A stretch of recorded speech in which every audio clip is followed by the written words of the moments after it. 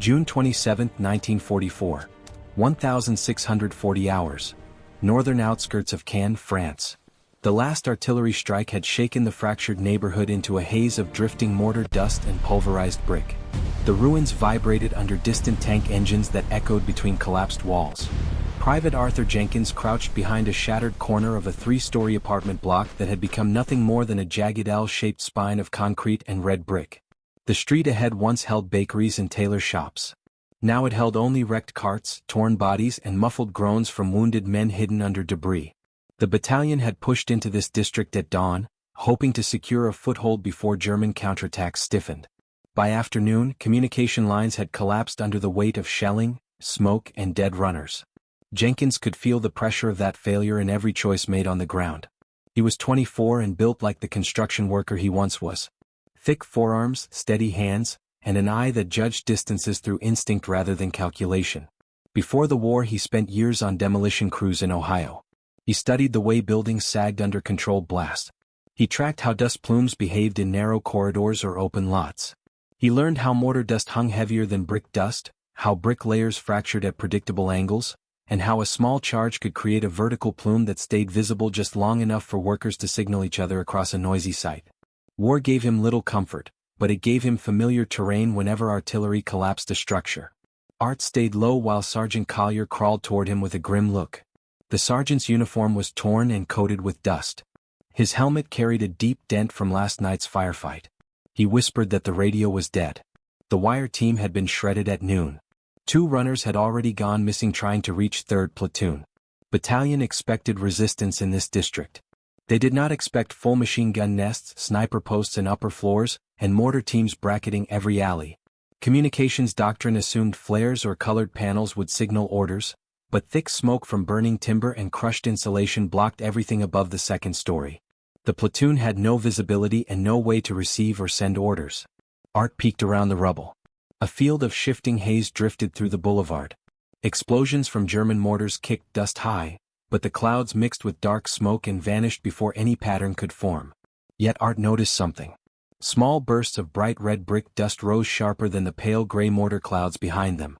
They cut through the background haze for a second before dissolving. His mind locked on that moment. He had seen the same effect in pre-war demolition zones when foremen used tiny charges to test collapse patterns. A single controlled dust plume stood out even on chaotic sites where workers yelled and machines blasted concrete. The battalion needed a retreat signal. Collier whispered that if they did not fall back soon, they would be encircled. Art listened to the descriptions. 3rd Platoon stalled 2 blocks west. 1st Platoon had retreated behind a blown-out cafe after losing a squad. Enemy infantry moved through connecting courtyards. No one had eyes on the overall situation.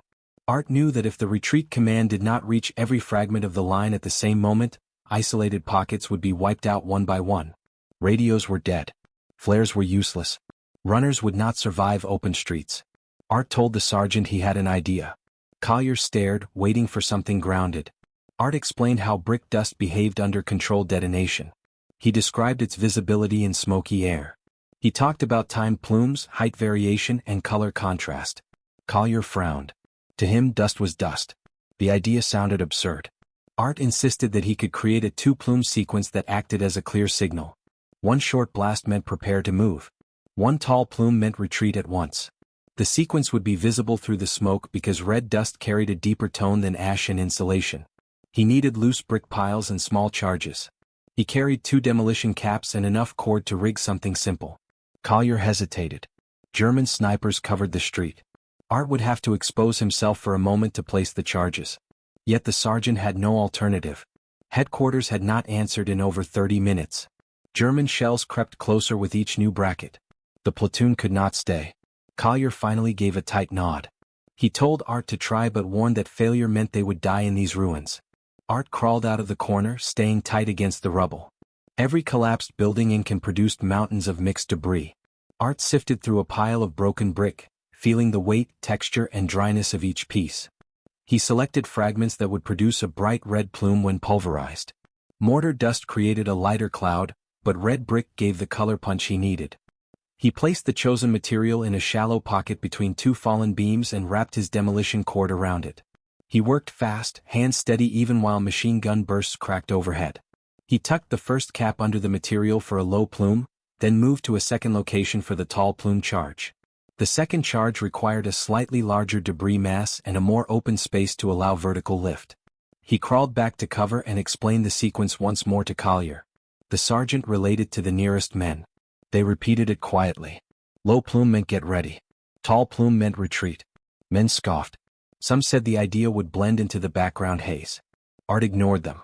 He had watched dust behave under far worse conditions. The timing mattered. The placement mattered. The height mattered. If the charges worked, the signal would cut through the chaos for just long enough. German mortar rounds struck 50 meters away. The ground shook hard. Art gripped the detonator and waited for the next lull. A brief silence fell over the block. He ignited the first charge. A sharp crack jumped across the ruins. A red plume shot up to waist height, holding its shape for a second before thinning into the drifting haze. Collier's eyes widened. The plume did not vanish. It stood out. The color contrast and angle made it distinct. Some soldiers spotted it at once. Others pointed with quick shouts. The signal traveled faster than any runner could sprint. Even through smoke, the men to the right flank saw it.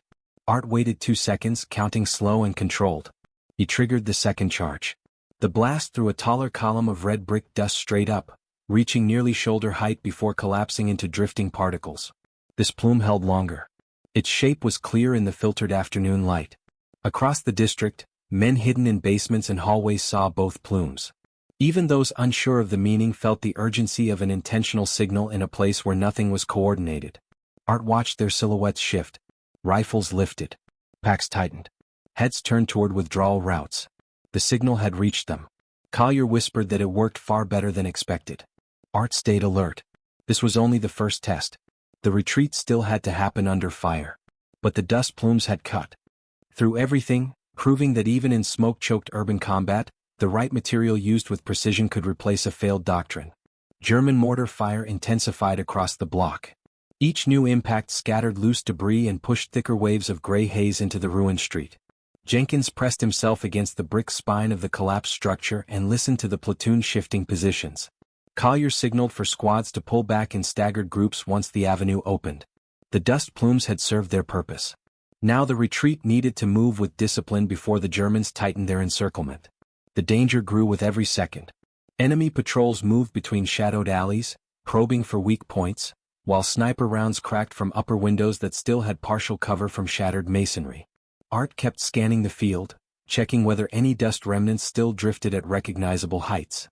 He noticed how the air acted around the freshly disturbed debris. The intense heat from burning furniture and timber created narrow channels of rising warm air. The dust plumes he crafted had ridden these currents for a brief moment, rising just enough to create a visual cue. These dynamics were familiar to him. Pre-war demolition work often took place in confined spaces where dust patterns changed with subtle temperature differences. Art saw the battlefield the same way he saw construction sites that had collapsed during controlled tests. Instead of seeing chaos, he saw airflow. Instead of smoke, he saw gradients. Instead of rubble, he saw material types interacting with blast force. Collier crawled back beside him and gave a half grin. For a second the sergeant almost looked relieved. Then gunfire ripped down the street and flattened 2 men who tried to move too quickly. The retreat stalled. Art peeked around a fragment of wall and spotted the source. A German MG-42 team had repositioned behind a destroyed tram car. Its metal frame created a narrow firing slit. Every time someone tried to cross the open road, the gun fired in short, disciplined bursts. They cut the air with such speed that the bullets sounded like tearing cloth. The retreat could not continue until the gun fell silent. Art studied the tram car and the haze around it. The gunner's visibility was limited, but he could still spot movement. The men needed concealment. Art knew dust could serve as visual disruption as well as a signal. He searched his pack for leftover materials. He had 1 partial charge, just enough to create a large dust cloud if used correctly. He did not need a plume this time. He needed a wall. A fast eruption of red dust and mortar powder would blind the enemy team for a few seconds. Those seconds would buy the platoon enough time to cross the kill zone. Collier raised a brow when Art explained the idea. The sergeant reminded him that the last charge might be needed later. Art argued that later did not matter if they died here. Collier gave quick approval. Art prepared the charge, packing loose brick fragments around the cap. A true demolition charge would have been too powerful, but this mixture would break apart instantly on detonation and create a thick column of red particulate that expanded sideways. He placed the charge behind a slab of broken concrete that leaned at an angle toward the tram car. The angle mattered. The slab would redirect the explosion upward and outward, creating a wider cloud. Art returned to cover and waited for the next moment of enemy adjustment. The MG team paused to reload. Art triggered the detonator. The explosion snapped sharply off the stone. A violent burst of red and pale dust surged forward and rolled across the open street like a fast-moving curtain. The particles struck the tram car and rose upward, forming a dense veil that blocked the gunner's vision. Men shouted for movement. The squad surged through the haze in two waves. Boots scraped rubble. Rifles rattled against gear. The haze swallowed everything beyond a few feet. The Germans fired blindly but hit nothing. Within seconds the platoon reached the connected courtyard network on the western side of the district. The retreat route remained dangerous but no longer suicidal. Once in the courtyards, the men spread into shallow trenches formed by fallen walls. Art remained behind briefly to ensure no stragglers remained. Collier insisted he move. Art shook his head until he saw the last two riflemen slip across the rubble into safety. Only then did he follow. Inside the courtyards, the men regrouped behind a wrecked garden wall. The smell of burned insulation mixed with the sweet, sharp odor of old plaster dust. Art leaned against a cracked pillar and caught his breath. One of the younger soldiers stared at him and muttered that he never expected brick dust to save their lives. Art simply said that demolition work taught him more than the army ever realized. Another runner approached from 1st Platoon. The runner's sleeve was torn and soaked in blood. He explained that 1st Platoon saw the dust signals clearly and had already pulled back to the secondary line of defense. They wanted confirmation of whether 3rd Platoon was moving. Collier gestured toward Art.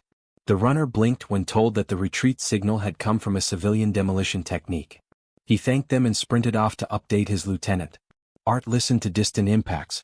German forces continued to shell the abandoned street, unaware the platoon had already dispersed. The dust signals had bought time and reduced casualties. Yet Art knew one success did not validate a method. He needed repeated reliability. On a battlefield, any technique that worked once could fail the next time under slightly different conditions. Materials changed with humidity. Visibility shifted with temperature. Explosion angles altered dust density. Art understood that replicating the signals required consistent debris types and precise placement. His mind kept working. He compared the plume heights, duration, and spread of each blast. He tracked how far the signals reached. He mapped the airflow paths mentally. Collier walked over and asked how long the charges would remain feasible in this district. Art said that as long as buildings contained red brick and dry mortar, the signals could work. But he warned that in rain or deeper smoke saturation, visibility could drop. Collier nodded and suggested they might need the technique again before nightfall. Battalion still had no communication link.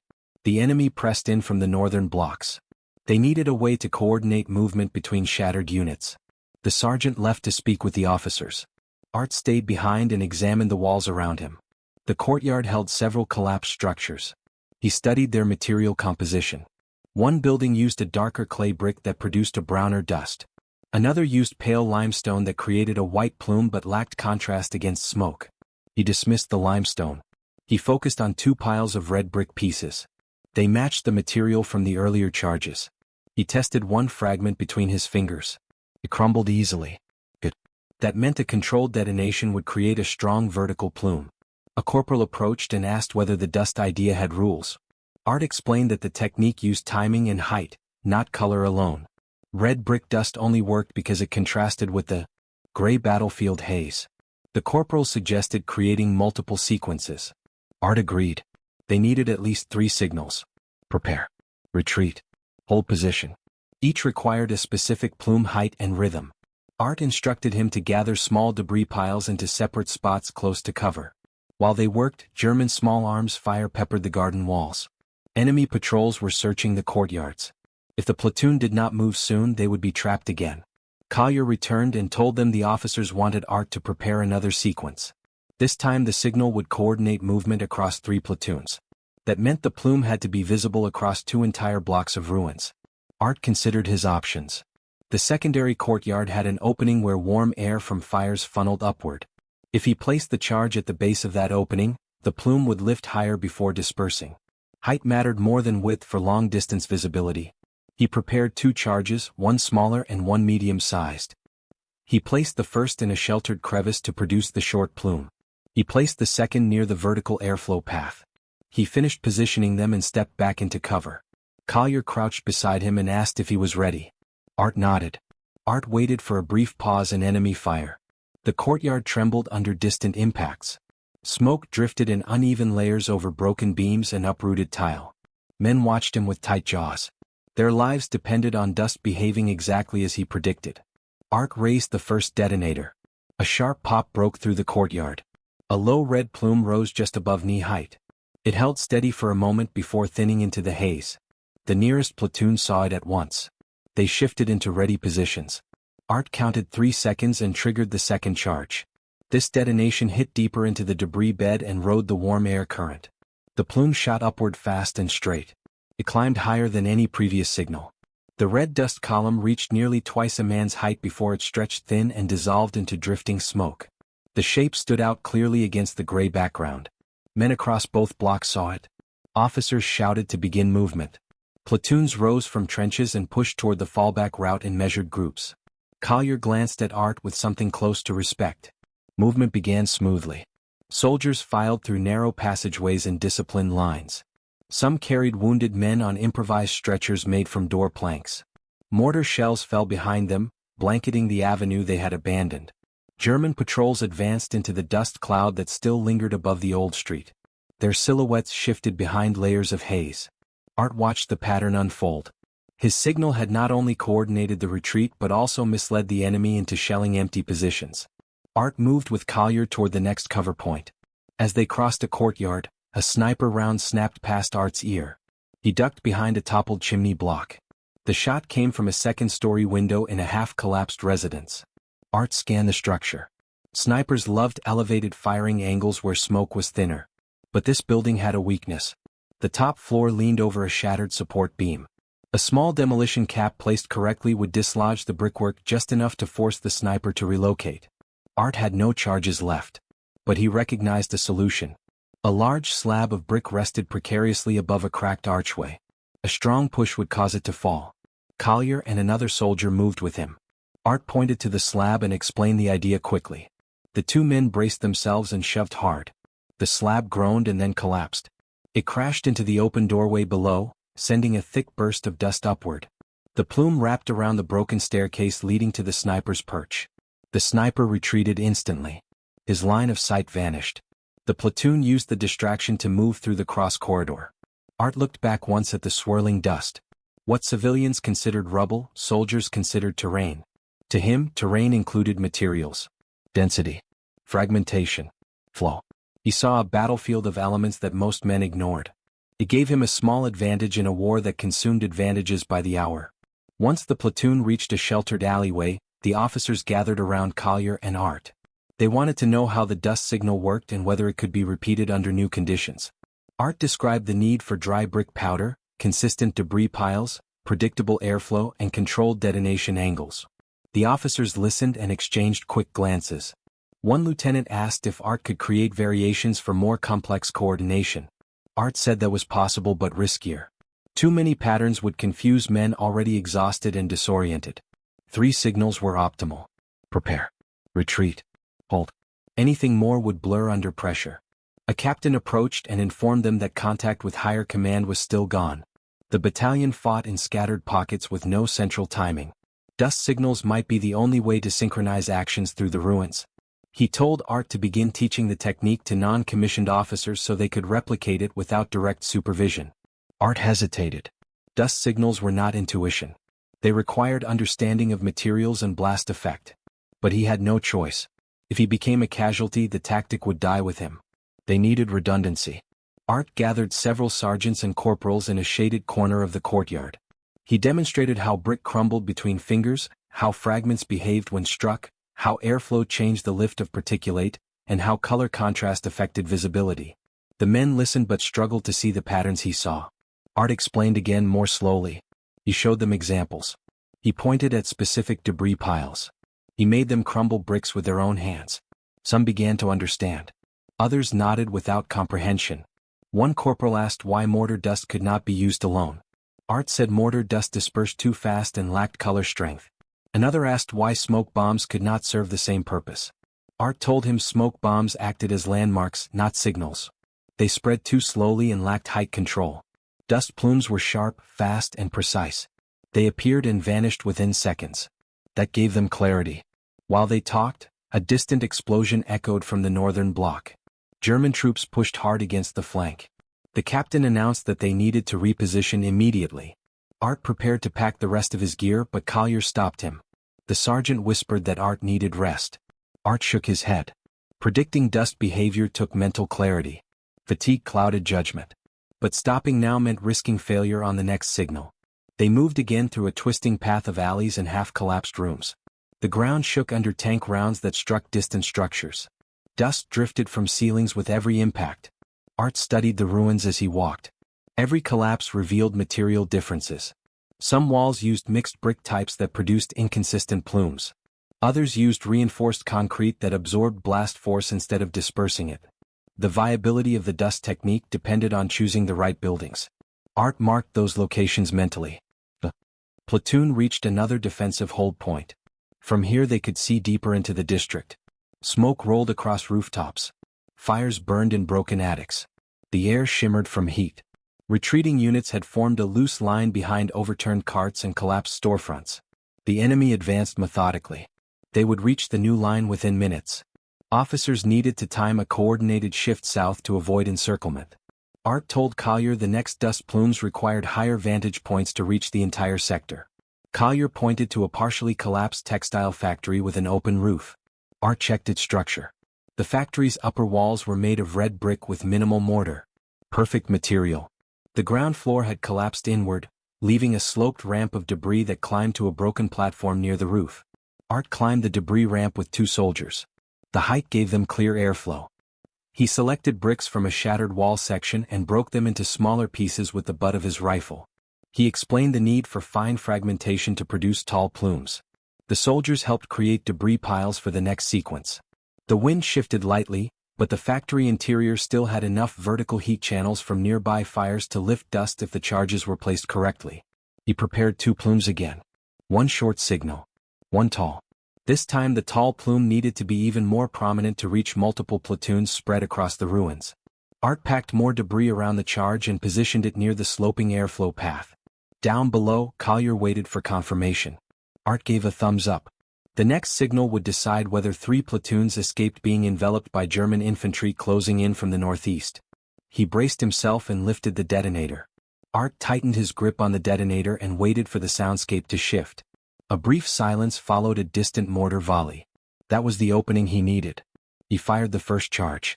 A crack echoed through the factory ruins. A short red plume rose cleanly just above waist height before dissolving into the drifting haze. The platoons along the defensive line saw it at once. Men adjusted formation and prepared to shift positions. Art counted the necessary seconds and triggered the tall plume charge. The second explosion sent a forceful column of red dust straight upward. It rode the warm air rising through the destroyed roof. The plume climbed fast and stabilized at full height before fading. Officers across 3 blocks saw it. They shouted the order to shift south. Units moved through narrow alleys, crossing broken courtyards in tight formations. The signal reached everyone. Art watched the movement unfold and felt a surge of quiet relief. His technique continued to hold under changing conditions. Enemy troops advanced into the abandoned positions. They fired blindly through the haze left behind. German soldiers assumed the defenders still hid somewhere in the ruins. Their mistake bought the retreating platoons more time. Art climbed down from the factory platform and regrouped with Collier. They followed the rest of the units south through a maze of shattered homes. Art could see exhaustion in the men's faces. Dust caked every fold of their uniforms. Their eyes squinted through the drifting debris. Collier pulled Art aside. He told him that the captain wanted him at the forward coordination point. Art followed without hesitation. When they reached the designated cellar, several officers faced him with urgent expressions. They explained that 2 more platoons to the east were still pinned. Radio contact remained dead. If those units did not receive a signal soon, they would be cut off and overrun. Art asked about the visibility conditions. The officers said the eastern district burned hotter. Smoke rose thickly but opened in narrow pockets. Dust plumes could work, but placement would be difficult. Art requested details. The officers showed him a rough sketch of the area. Shell fire had caused multiple partial collapses along one side of the street. The rubble leaned inward, forming channels where warm air vented upward. Those vents could lift a plume higher if triggered at the right moment. Art examined the sketch and considered the airflow patterns. He asked for a guide who knew the area. A corporal stepped forward and offered to lead him. They moved quickly, ducking under leaning beams and stepping over piles of shattered tile. The eastern district smelled of burned rubber and scorched timber. Fires smoldered inside broken attics. Art scanned the air. Smoke drifted sideways at irregular intervals. Heat rising from collapsed structures created small vertical streams. Perfect for plume lift. They reached a half-collapsed bakery. The rubble formed a steep incline leading to a fractured upper wall still holding patches of bright red brick. Art studied the debris. The brick was dry. The fragments were sharp-edged. Exactly what he needed. He instructed the corporal to clear a narrow pocket in the debris to create space for the charges. While the corporal worked, Art broke brick fragments into smaller pieces, focusing on consistency. Even particulate size created stronger color concentration. He piled the fragments with precise layering. Art sensed the airflow. It pulsed upward in intervals as fires shifted. Timing mattered more here than anywhere so far. If he detonated too early, the plume would sink into the smoke. Too late and the plume would tilt sideways. He positioned 2 piles. One for the short signal. One for the tall plume. Both aimed toward rising heat vents. Collier arrived with 2 more soldiers. They secured the perimeter. Art finished packing the charges into the debris. He checked the density of each pile and repositioned some brick dust until the texture felt right in his hands. The corporal asked how he always knew where dust would travel. Art said years of demolition work taught him patterns. Walls spoke when they fell. Dust trails told stories. Most men saw destruction. He saw structure. Collier asked how long they had until the enemy advanced. The corporal answered 4 minutes, maybe less. Art scanned the area. He listened to the fires. He waited for the rising current to strengthen. When the heat pulse surged through the vent, he prepared the detonator. Soldiers crouched low. Officers watched from the courtyard entrance. Art fired the first charge. The explosion burst through the rubble with a crisp blast. The red plume rose knee-high and held for a moment. The visibility was imperfect, but the plume still stood out. Officers from both eastern platoons saw it. Art waited for the heat pulse to peak again. He triggered the second charge. The tall plume shot upward with surprising force. It rode the heat vent perfectly and climbed into a clear pocket of air above the burning roofs. It stood like a sharp column of color against the surrounding smoke. Men across the eastern district recognized it instantly. They began a coordinated withdrawal into the backup trenches. German troops continued pushing forward, unaware the defenders had already shifted. Art watched the plume collapse slowly into scattered dust. It performed exactly as needed. Officers confirmed via hand signals that the eastern platoons were moving. The coordinated withdrawal continued. Without the plume, those units would have fallen into a tightening trap. The platoons moved south toward a more defensible line. Art followed Collier into a narrow alleyway that led to open ground behind a row of collapsed workshops. Here, a temporary command post had formed. Officers from multiple units gathered to reassess their new position. Art stood off to the side while they debated the next steps. A lieutenant approached him. He said the commanders wanted to formalize the dust signal into a temporary system for the duration of the battle. Art would need to teach additional NCOs and oversee the gathering of proper materials. They required enough charges for at least 6 more signals. Art nodded. He knew the workload would be heavy, but the method had proven its worth. As long as conditions remained dry enough, the plumes would continue to function. He stepped outside the command post. The air was thick with suspended debris. Fires burned low along distant streets. Tank engines growled somewhere near the northern block. Art observed how the wind patterns changed as the evening approached. Cooler temperatures altered the behavior of dust. Plumes would not rise as easily in colder air. He needed to account for that. He walked the edge of the defensive line with Collier. They inspected potential plume sites. Some debris piles were too wet. Others were too coarse. They selected 3 strong locations. Each spot had the right balance of dry brick, open airflow, and partial cover for concealment. Art marked them with chalk taken from a broken crate. As they moved, soldiers whispered about the dust technique. Some still thought it a strange idea. Others saw it as a lifeline. Collier told them to trust the signals completely. Doubt cost lives.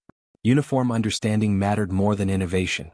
Art returned to the command post and briefed the officers. They approved his plan for new signal sites. He explained the need for consistent debris handling and proper spacing. The officers agreed to assign extra men to help prepare the piles. They wanted the next signal ready before dusk. Art left to begin the work. Another moment of silence fell across the ruined district. The next phase of the battle approached, and the dust signals would decide whether the units survived the night. Art moved through the ruins with Collier and a small group of soldiers assigned to help him prepare the next series of plume sites. The evening air shifted again. Temperature dropped. Smoke from distant fires hung lower. The reduced lift worried him. Dust signals relied on heat currents. Without that vertical push, the plumes might stay too low to be seen across multiple blocks. Art paused at each selected site and tested the air with simple gestures. He let dust fall from his fingertips and watched how quickly it dropped. The men watched him with quiet curiosity. To them it looked like superstition. To Art it was measurement. They reached the first site, a collapsed warehouse that contained dry brick under the upper layers of debris. Art cleared a shallow depression with careful movements, removing the heavier fragments and spreading the fine brick dust evenly. He explained that a plume needed both weight and lightness. Too heavy and it fell instantly. Too light and it dispersed sideways. The men nodded slowly, beginning to understand the balance. Art packed the pile and stepped back. The second site sat near the corner of a ruined metal workshop. The collapsed roof created a trough that channeled warm air outward from fires burning in the far interior. This airflow compensated for the cooling evening air. Art tested the drift again. The plume here would rise. He ordered the men to gather more red brick fragments. They broke pieces with rifle butts and crushed them under boots until the debris reached a fine, even texture. Art added some coarse pieces to give the plume initial momentum. He shaped the pile with deliberate precision. The third site caused hesitation. The debris was perfect, but the surrounding cover was scarce. Art would need to expose himself if he triggered a charge here. Collier studied the angles and pointed out a section of wall that could protect Art from sniper fire. Art accepted the risk. He knelt near the debris and sifted through a handful of brick dust. It felt too moist. Moisture would kill the plume. He searched deeper under the rubble until he found dry material. He built the pile exactly as he wanted it and marked the blast point with a small rock chip. Art returned to the command post. Officers reviewed the placements and approved the plan. They needed a hold signal first, then a retreat signal later if the enemy pushed too far into the sector. The hold signal required clarity. It needed to be unmistakable. Art recommended a 3-plume sequence. 1 short, 1 medium, 1 short again. He cautioned that this pattern should never be used for any other purpose. The officers agreed. They repeated the sequence among themselves until everyone knew it. Art sat for a moment on a broken crate. His hands trembled slightly. The day consumed his energy. He had never expected his demolition skills to become a battlefield communication tool. He thought of his pre-war job. Long days lifting heavy brick. Long nights studying demolition manuals. He had always enjoyed controlled collapse. It was clean and predictable. War was not. War was messy. Yet here he was using the same principles in a place where nothing was clean or predictable. Collier noticed his exhaustion and told him to rest. Art shook his head again. He had to oversee the next phase. Night shadows crept across the ruins. Fires flickered in broken homes. German troops advanced in cautious steps, probing the new defensive line. Art observed their movement from a concealed position. The enemy tested the trenches with machine gun bursts and mortar fire. They pushed harder on the eastern flank. Officers signaled for readiness. The hold signal would be needed soon. Art moved to the first plume site with Collier and 3 soldiers. He placed the short plume charge and checked the debris one last time. The air shifted. The heat current strengthened. Perfect. He stepped behind cover. Collier asked for confirmation. Art nodded. He triggered the first charge. The short plume rose and faded as intended. Officers along the line saw it. They readied their men. Art began moving toward the second site but froze when new shelling erupted across the district. A heavy barrage targeted the southern road. Dust rained from rooftops. For a moment he worried the smoke saturation would obscure the next plume. He evaluated the air quickly. The path was still clear enough. He reached the second site. He triggered the medium plume. The dust column climbed and spread in a wider arc. Its longer duration gave officers extra time to confirm the signal. Soldiers steadied their positions behind rubble. Some adjusted their angles of fire. The line prepared to hold. Art sprinted with Collier toward the third site. Sniper fire cracked overhead. They dropped behind a broken chimney column. The third charge sat exactly where he left it. The air moved in slow pulses. He watched for the right moment. A brief warm drift rose from a burning attic nearby. Art squeezed the trigger. The short plume lifted cleanly. It vanished in seconds. The signal was complete. The officers relayed the hold command. The line stiffened. Enemy troops attempted a push but encountered a wall of coordinated fire. Machine gun teams opened sustained bursts. Riflemen targeted. Advancing silhouettes through narrow gaps in the rubble. Mortar crews adjusted their angles. The dust signal unified the defense. Without it, scattered squads might have fired too early or too late. Timing kept the line intact. Art and Collier returned to the command post. Officers thanked him.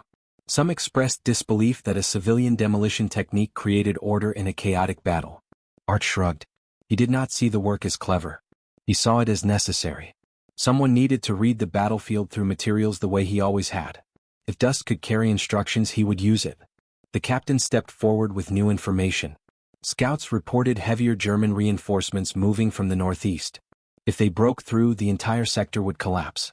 Officers planned a controlled withdrawal to a stronger position several blocks south. But the retreat had to be synchronized or units would be cut down while moving. Radios remained silent. Art understood what the captain wanted before he said it. They needed the tall plume again. Art asked about timing. The captain said within 15 minutes. Art nodded and requested 2 extra men to help prepare fresh debris at the tall plume site. Moisture levels changed quickly at night. Dust that worked an hour ago might not work now. Art returned to the third site and checked the material. The top layer felt damp. Unusable. He scraped deeper until he reached dry brick fragments. He directed the men to crush them into fine pieces. They worked fast but carefully.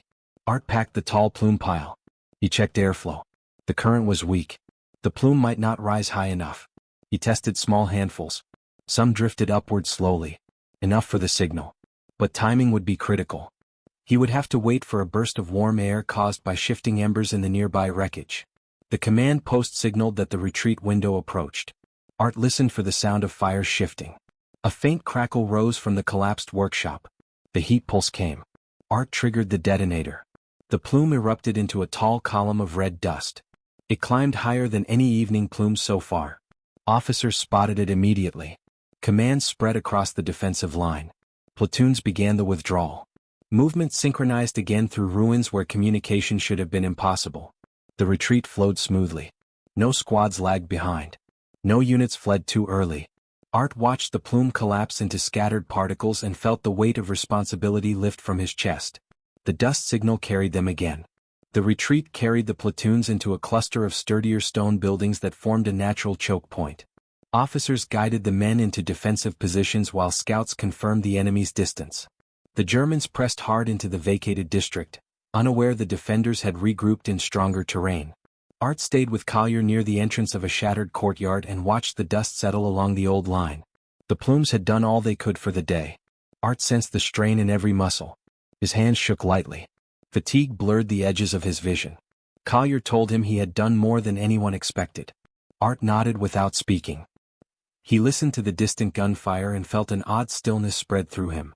He had improvised a communication system out of pulverized brick, dry mortar, and air currents. He had turned demolition experience into battlefield coordination. He felt no pride. Only relief that the men lived. The captain approached and said higher command finally restored partial communication. Reports of the dust signal spread across the battalion. Officers requested written notes so they could study the technique. Art explained the basics. He told them the method depended on materials, airflow, debris density, and timing. He emphasized that the signals were situational. They worked because the ruins of Can provided the right conditions. They would not apply to open fields or forest combat. The captain understood. He said the technique would be documented as the Jenkins dust signal. Art looked at the rubble stretching across the northern district. Men died in those ruins hours earlier. The dust plumes honored them in a way. They turned a collapsed city into a tool for survival. Collier stood beside him and said the men would not forget what happened today. Art said memory mattered less than survival. Soldiers fought to see another day. Innovation served that purpose. Night settled over Cannes. Fires dimmed into scattered embers. The dust drifted in slow waves across the streets. The battalion reorganized under new orders. Art sat against a broken pillar and closed his eyes for a moment. He thought of home. He thought of demolition sites where dust rose cleanly under controlled blasts. War twisted those memories into something harsher, but the principles remained the same. Units rotated watch through the night. Art slept briefly, waking often to distant impacts. At dawn the ruins looked different. Sunlight cut through the drifting haze and revealed the destruction in sharp detail. Officers reviewed casualty lists. They compared them to expected losses for a full encirclement. The numbers were lower than predicted. The dust signals saved men. After the battle, word of the technique reached senior officers. They studied the Jenkins dust signal and noted its narrow applicability. It became a recognized but rare tool. Urban combat sometimes required low-tech innovation when radios failed and visibility collapsed. Art never saw himself as an inventor. He simply read the battlefield through the materials he understood best. He survived the war and returned to demolition work. Colleagues asked about the stories from Cannes.